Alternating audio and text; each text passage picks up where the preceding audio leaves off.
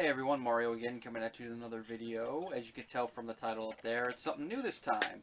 This is a video series I've been thinking of doing the last couple weeks, ever since WrestleMania aired, and we saw what is probably going to be Taker's last match, his match with Roman Reigns that closed out the show, where he lost his second match at WrestleMania, and took off his gear and seemingly walked off into the sunset like a gunslinger. Now, everyone is, going hashtag thank you Taker, including myself. And I felt, what better way to pay respects to the career and legacy of the dead man than by going through and talking about each of his WrestleMania matches. I'm going to be doing this off and on for the next couple months. Hopefully it won't take me a year or something to get through the video. If it does, it'll be like, wow, lazy, no time. Anyway, this is the Streak-A-Thon. And what better way to start, of course, with the beginning. And I'm going to have to look this way to actually read some of the specifics off of this, so don't mind me doing that. This is his first match, his match against Jimmy Superfly Snuka from WrestleMania 7, which took place on March 24th, 1991. So, a month after my second birthday this took place. It emanated from the LA Memorial Sports Arena in LA. This is the year, of course, with Hogan and Slaughter main eventing. It also had Randy Savage take on the Ultimate Warrior, which, funny enough, is the match that happens right after the Undertaker match. I mainly know that because that's what promo was coming up right when I turned the video off. Now, the match isn't that long. It's about a little over 4 minutes, 4:20 according to the time on Wikipedia. Kind of funny with that. It'd be a little bit funnier if other wrestlers were involved in the match, but it's a little funny considering. Now, this match is kind of a little bittersweet to go back and rewatch.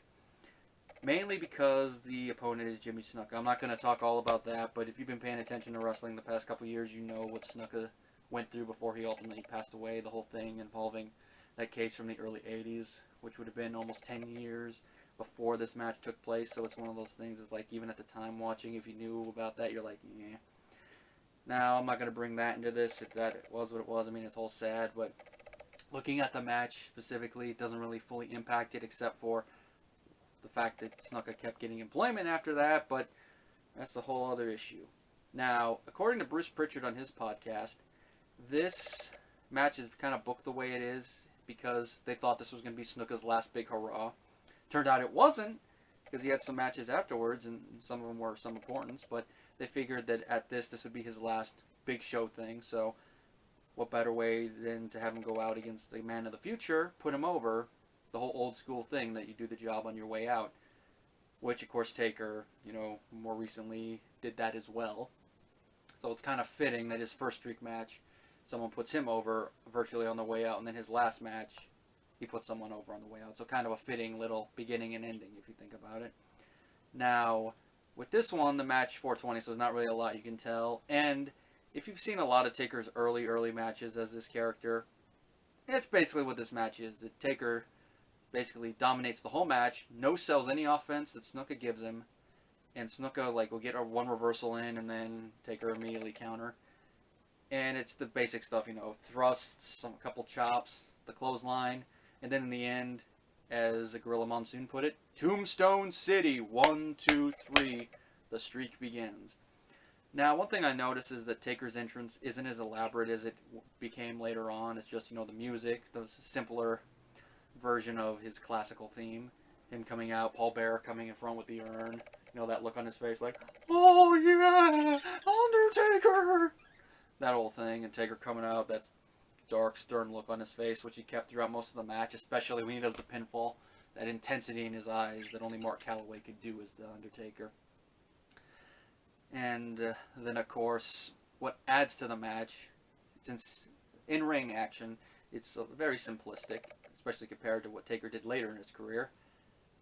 What makes it is the announcing by Monsoon and Heenan. They're back and forth. And, of course, Heenan is doing his usual heel stick, talking about the urn. Yeah, you should get an urn. You should get a plastic bag. And Monsoon, of course, is his usual stuff. Will you stop? Look at the ham hocks on that guy. Just their back and forth is amazing. And one thing I like is that Gorilla Monsoon even brings up the fact that if Heenan had someone like the Undertaker in the Heenan family, he'd be better off. Because compared to people that Heenan had in his family at that point, the Undertaker's probably a better feather in the cap. Now, if I remember right, I think Undertaker was still technically a heel at this point. He's not really doing a lot of heel stuff in the match, so maybe he's more like a tweener here. I know by the end of the year he's more close to a heel, but the fans were cheering him a lot. Like when his music came on, they were really cheering him, especially when Finkel said, "The Undertaker, yay!" And then we even got some crowd shots of close-ups on kids, and the one that stood out is the close-up of the little girl, and then right before they cut away, she like looks like she's talking to his parents, like, "Mommy, who's the Undertaker? Is he gonna go on to do a lot of stuff?" "You bet your ass he is." You know, I'm just putting that in there. It's just nice little. It's just a little camera shot that I noticed. There's a couple other ones, but that's the one that stood out mainly because she turns and then it cuts away before we can read her lips of what she's gonna say. Now, not really much else to say about the match. Like I said, if you've seen a lot of Taker's early matches, this is basically what it is. And for lack of a better expression, it is a glorified squash match for the most part. Taker gets the win, Snuka barely gets any offense in, but it's a decent way to begin the streak. And of course, as Bruce Pritchard and others have said from the beginning, the streak was not planned. It's just something that happened naturally, and then by the end they're like, "Oh, this guy's got a streak, maybe we should start marketing it." If they had never marketed it, that would have been dumb on their part.